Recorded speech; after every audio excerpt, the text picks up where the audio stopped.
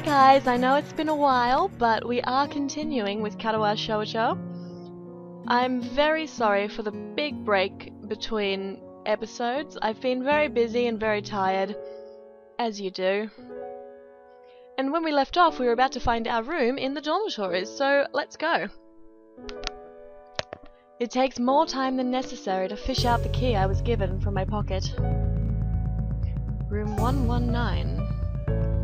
Despite the ornate exterior, the inside of the dorm is fairly new, functional, and boring. Just like in the main building. The halls and doors are wide to accommodate wheelchairs. The same goes for elevators at the ends of the hallways. I poke my head around the corner of the common room door. Inside, a few students are watching the television. Oh, it's not going to show us? Great job. One nods and gives a quick hello before turning back to the TV. Seems that only the girls around here are sociable. I suppose that's perfectly fine with me. Of course it is, you, lady killer. I climb the stairs to the upper floor. Here, small corridors branch off from the main hallway. Each of these minor halls seems to have a toilet and shower, as well as 4 rooms. So, like hospital? About halfway down the hall, I spy room 119. The nameplates on the rooms adjacent to mine are blank. I guess there are just 2 of us here. Light shines from below the door of 117, so I knock lightly. I've forgotten how I did his voice. Hello? Is anyone home? From inside, I hear a few movements, then the clicking of way more locks than I thought these doors had. After a moment, the door squeaks open. Click, click, click, click.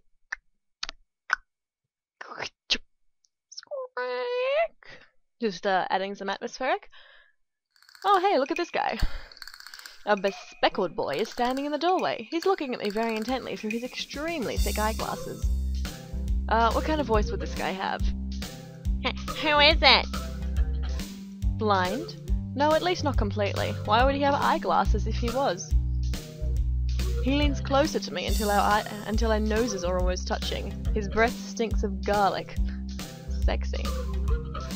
Hisao Nakai. I'm moving into the next room. I thought I should introduce me. His face suddenly brightens in realization, and he stands back upright, thrusting his hand out in a smiling greeting, almost straight to my diaphragm. Oh, sup dude, the name's Kenji. Hi. I take Kenji's sweaty hand and shake it, still a little rattled by the sudden change of attitude and vehement welcome. There were some suspicious looking people going in and out of your room earlier. It was probably my parents. Your parents? You sure? Because they could have been some other people too. You can't judge a book by its cover. His out-of-place proverb is left hanging between us awkwardly as I try to think of some way to respond. I'd say the chances are high enough. He shudders and makes some exaggerated hand gestures. You're a brave man, Hisao. Me, I don't think I could trust the chances. The only one I trust is myself. Does that mean I shouldn't get to know you either? He thinks about this for a while. A wise decision. Damn, you are smarter than you look. Probably. What do you look like? I hope not smart. He squints his eyes and leans closer again, but I lean backwards to dodge it. Never mind, it doesn't matter. With that, he turns, fumbles around for a moment in search of the door handle, and shuts the door behind him. What a strange boy. I slide the key into the lock of the door marked 119. Again, photo or drawing. Beige, bleak walls, white linen, a desk made of some type of light wood, ugly curtains. It's no one's room. Impersonal, like my hospital room was. My bags are sitting at the foot of my bed, looking a lot emptier than they did this morning. The closet is sitting open, stocked with my clothes. Also, it seems that there are a number of school uniforms hanging there as well. A note is pinned to the sleeve of one of the shirts. Hi, Hee-chan. We've unpacked your things. Oh, whoops. okay. Love, Mum and Dad!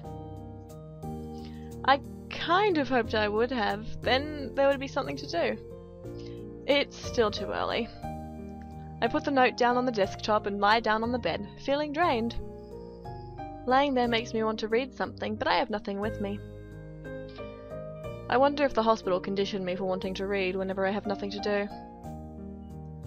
The restless urge just keeps growing until I have to stand up. Maybe it's stress or something. I was pretty nervous about it before coming in for the entire day today too. I still am, I think. Damn, I have to distract myself somehow, so I won't be this unnatural all the time.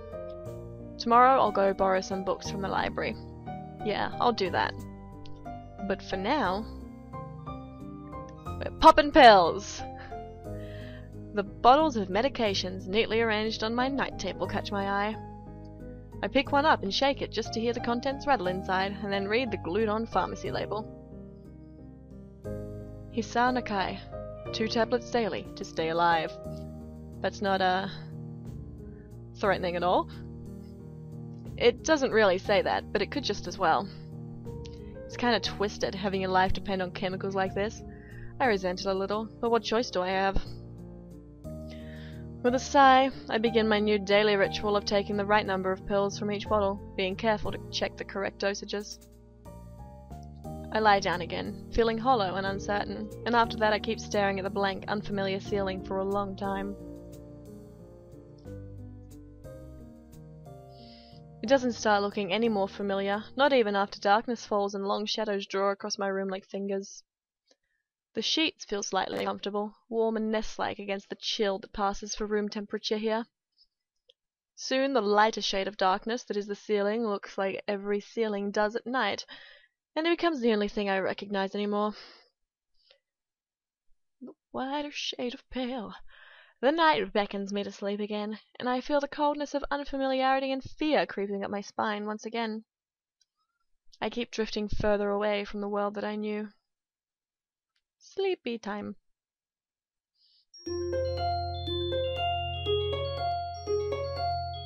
Loading screen. We are making progress.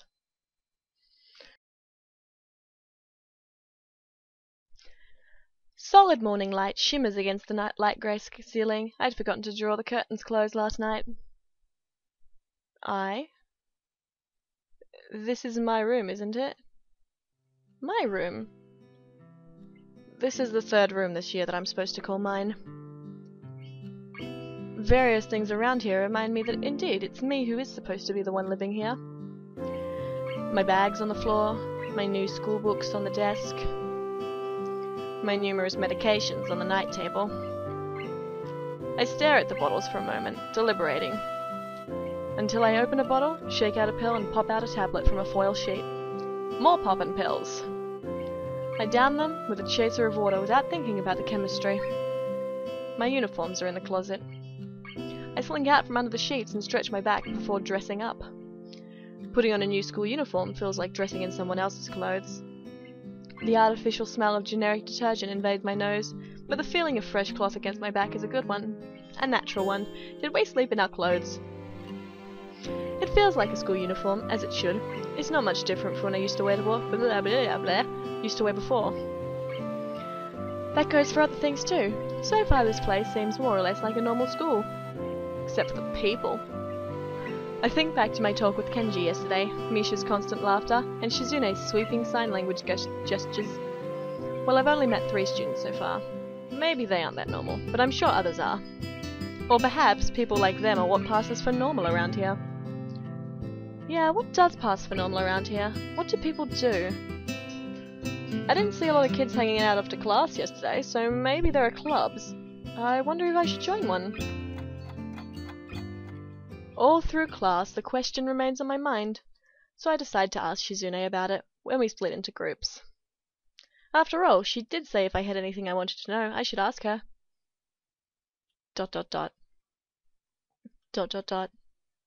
She crosses her arms and shifts her gaze slowly to Misha, who looks more preoccupied with trying to grind the eraser of her pencil down so that the top is perfect and evenly flat. ...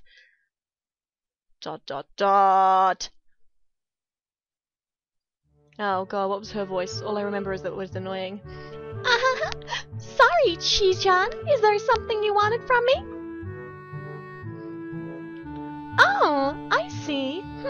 That's a good question, Hee-chan. My first thought is that she means she doesn't know, which is worrying. Maybe I'm being too negative. Well, anyway, Misha, please don't prove me right. ...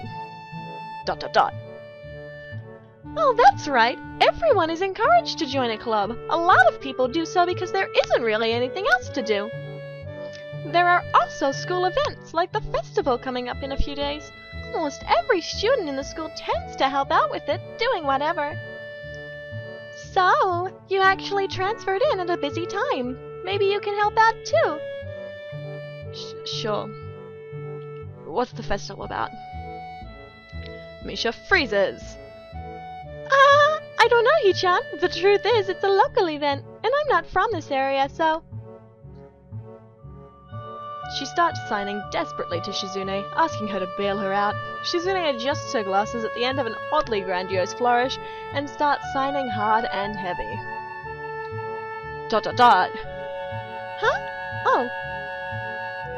Who cares? Misha puffs out her chest as she shouts Shizune's words at me with a disproportionate amount of pride. Too loud. I can see heads turning to look in her direction. Not so loud. ... Human beings evolve with each new generation. The ideals and beliefs behind a festival will inevitably change with time. ... Now it's about delicious fried food and amusing little games that you play to win prizes. The teacher clears his throat very loudly, batting his long wooden pointer against his other palm like a baton. He shoots a pointed gaze at us. Finally noticing where we are, Misha stifles a yelp and quickly quiets down. Shizune doesn't seem embarrassed at all, though, brushing it off without a care. ... Well, at least she was being quiet. We are in the middle of class and should start working. That's right, Shi-chan. What? That's right. Hee-chan, are you asking because you're interested in joining a club? It could have been my eyes playing tricks on me, but I think I saw a suspicious glance exchanged between them. Misha's tone has also changed, though it does that every other word anyway. Yeah, I was thinking about it. Misha and Shizune look at each other again. I'm about to ask what they have in mind when something dark flutters in my peripheral vision, catching my attention. Out of the corner of my eye, I see the girl with long, dark hair get up from her desk and slip silently towards the door. It doesn't seem like she was working in any group, and no one seems to notice her but me. I glance at the teacher, who's looking at the dark-haired girl also. Why doesn't he say anything? Hee-chan, is something wrong? Do I look as uneasy as I feel? Or was Misha just looking at me after the girl who left? No, nothing. ...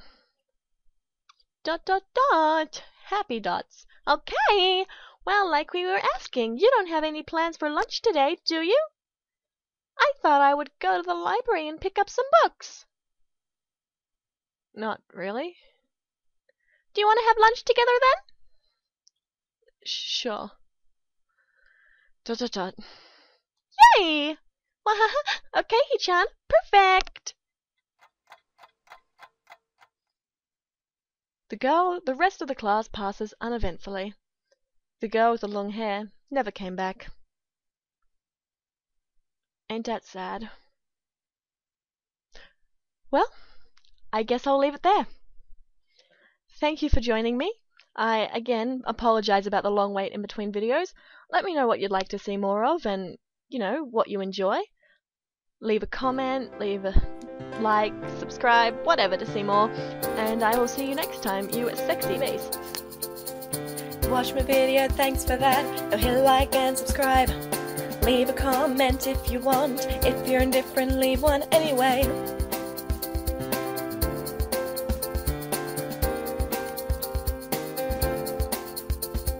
Share me round to all your friends. Spread the love, you sexy beast. Join me next time for the next video that'll be released.